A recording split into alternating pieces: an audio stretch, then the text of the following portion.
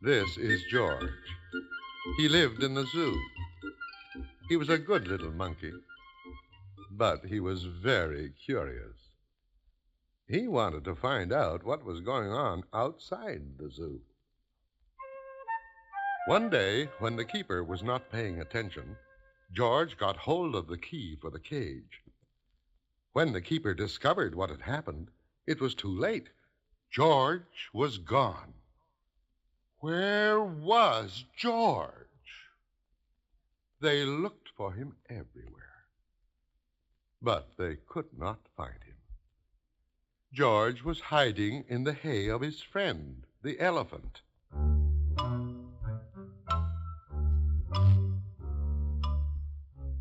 Finally, the keepers gave up looking for him. George found a nice, cozy spot to sleep under the elephant's right ear. And the next morning, before the zoo opened, he got away safely.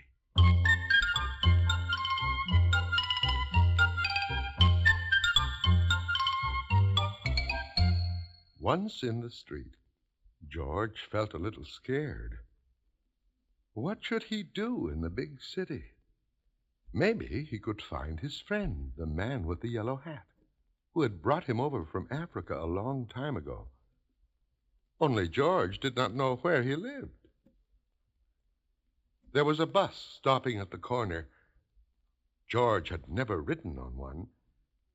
Quickly he climbed a lamppost, jumped on top of the bus, and off they went. Now they were right in the center of the town. There was so much to see that George did not know where to look first. If only he could go on riding like this forever. But after a while, George got tired and a little dizzy. When the bus slowed down to turn into a side street, George jumped off. There was a restaurant right in front of him. Something smelled good. Suddenly, George felt very hungry. The kitchen door stood open, and George walked in. On the table was a big pot. Of course, George was curious. He had to find out what was in it. When the cook came back, he had a big surprise. Spaghetti was all over the place, and in the middle of it was a little monkey. George had been eating yards and yards and had wound himself all up in it.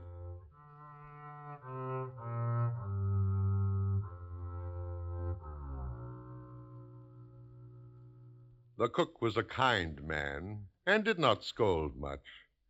But George had to clean up the kitchen and then do all the dishes. My, what a lot of them there were. The cook was watching George. "You are lucky to have 4 hands," he said. "You can do things twice as quickly. I have a friend who could use a handy little fellow like you to wash windows. If you would like to, I will take you over to him." So they went down into the subway and took an uptown train to the cook's friend, who was an elevator man in a skyscraper. "Sure, I can use you, George," the elevator man said. "I will give you what you need for the job. You can start right away. But remember, you are here for washing windows. Never mind what people inside the house are doing. Don't be curious, or you'll get into trouble." George promised to be good, but little monkeys sometimes forget.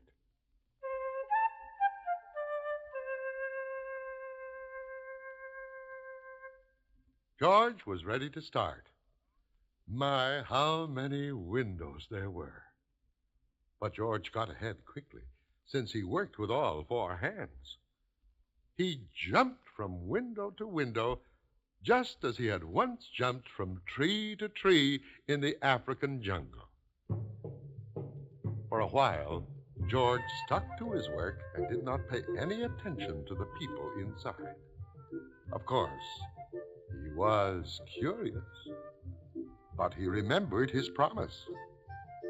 In one room, a little boy was crying because he did not want to eat his spinach. George did not even look, but went right on with his work. In another room, a man was taking a nap and snoring.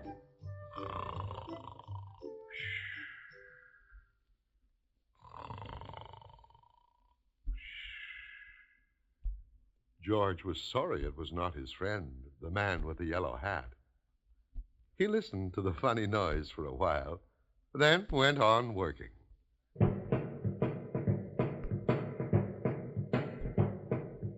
But what was going on in here?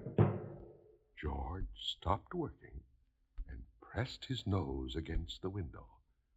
Two painters were working inside. George was fascinated. Painting looked like a lot more fun than washing windows.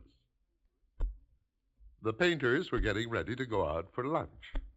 The minute they left, George climbed inside.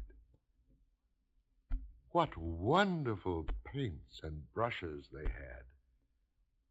George could not resist.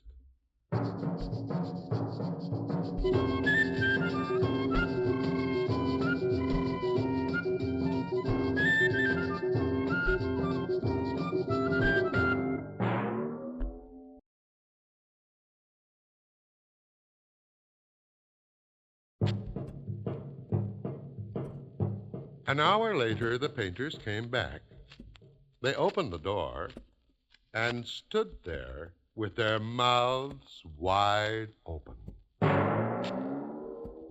The whole room had changed into a jungle with palm trees all over the walls and a giraffe and two leopards and a zebra.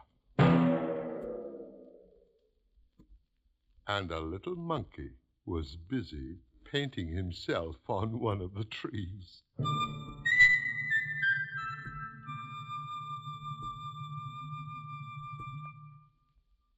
Then the painters knew what had happened.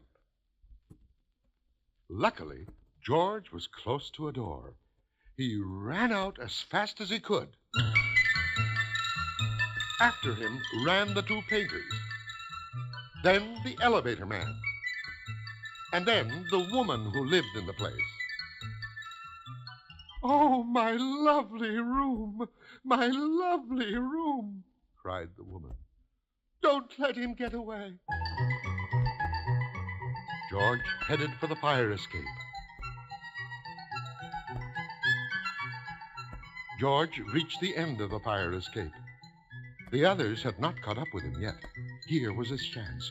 They could not jump, but George could easily jump down and escape. In a moment, he would be safe.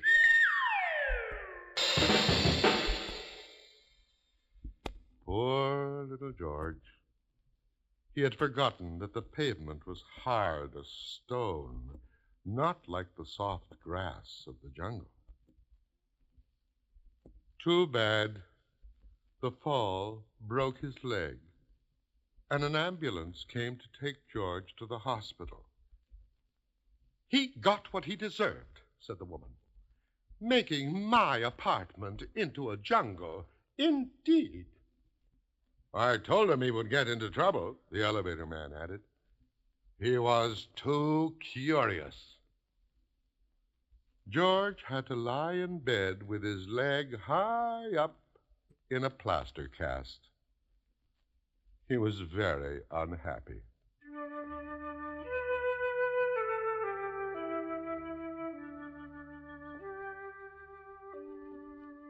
And it had all started out so nicely. If only he had not been so curious. he could have had a lot of fun. Now, it was too late. But next morning, George's friend, the man with the big yellow hat, was buying his newspaper. Suddenly, he got very excited. "This is George," he shouted when he saw the picture on the front page. Quickly, he read the whole story and then ran to a telephone booth to ring the hospital. "I am George's friend," he said to the nurse who answered the telephone. "Please take good care of him so that he will get better quickly. I want to take him to a movie studio and make a picture about his life in the jungle. Don't let him get into any more mischief until I can take him away."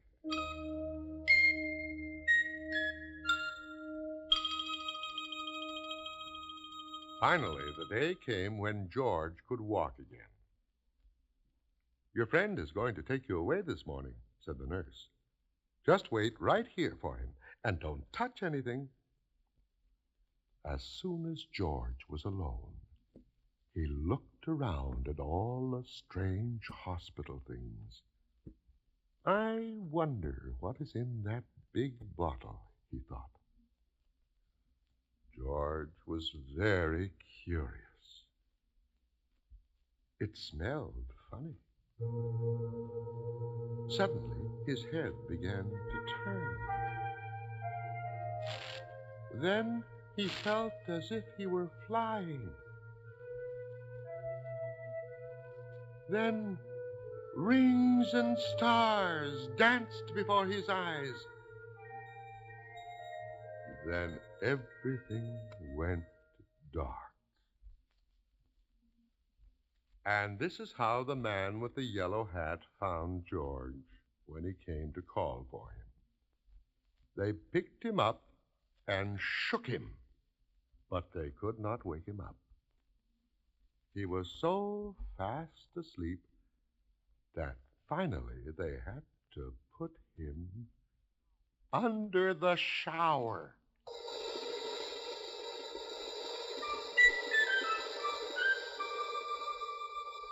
How surprised he was when he woke up. George said goodbye to the nurse and the kind doctor. Then he and the man with the yellow hat got into the car to drive to the movie studio. In the president's office, George had to sign a contract. Now he was a movie actor. In the studio, George was kept so busy all the time that he forgot to be curious.